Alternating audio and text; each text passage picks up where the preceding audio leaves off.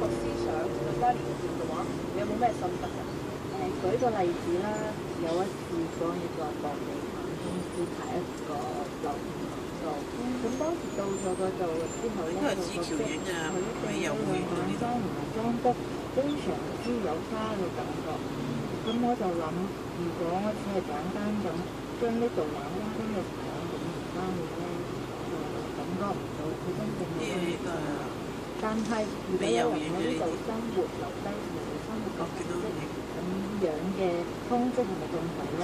咁之後翻上去咧，我就將我嘅整咗我哋工作室，並且做咗一個 model 嘅風格。當時我係我覺得屋企係應該係有家人唔係冷冰冰嘅光燈。之後通過呢個活動係有非常之多嘅人嚟認同呢個觀點，並且係報咗名過嚟想參加呢個活動。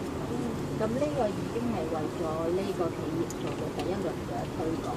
咁之後揀咗個我哋覺得係非常之有代表性嘅家庭嚟得啦，慢啦慢啲啫，喐緊。咁佢哋到咗嗰度之後，覺得哇！呢間屋咪就係我哋一直想揾嘅 dream house 咯。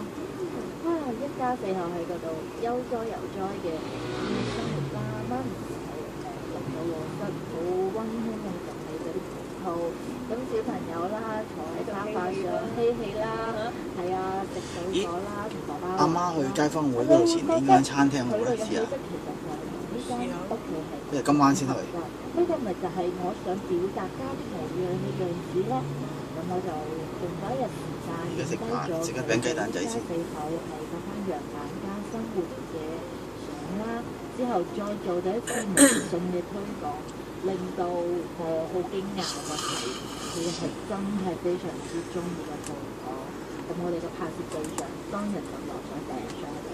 咁執法去到嗰度。頭先 Terry 所舉到呢個例子咧，6點鐘喎，6點。唔會收到6點㗎，而家仲要個鐘。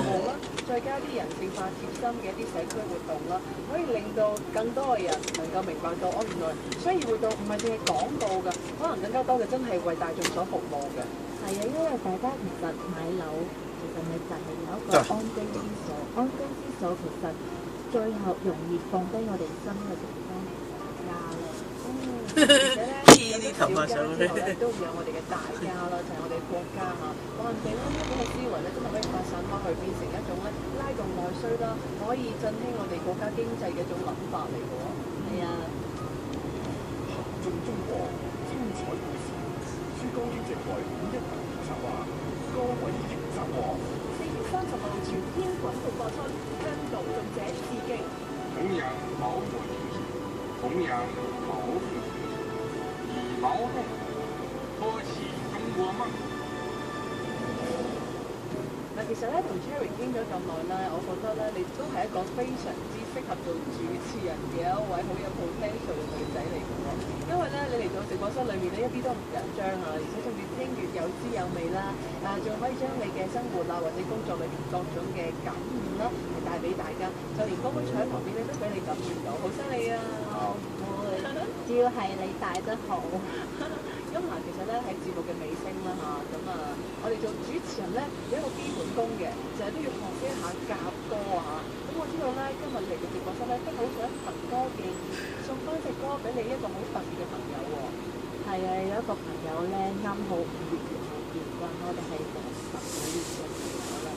當年我哋非常之中意天神嗰個最佳時候，覺得講嘅就係我哋幾個人嘅感情啦。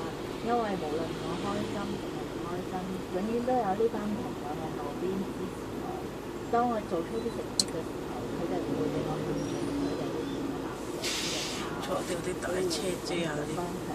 但係佢哋無論做咩都好，只不過係而家都4點幾啊，唔係好勁嘅太陽。咁我都希望將呢首為翻係前邊嗰個紅綠燈來嘅啫。真係？次次都係嗰個。有試過把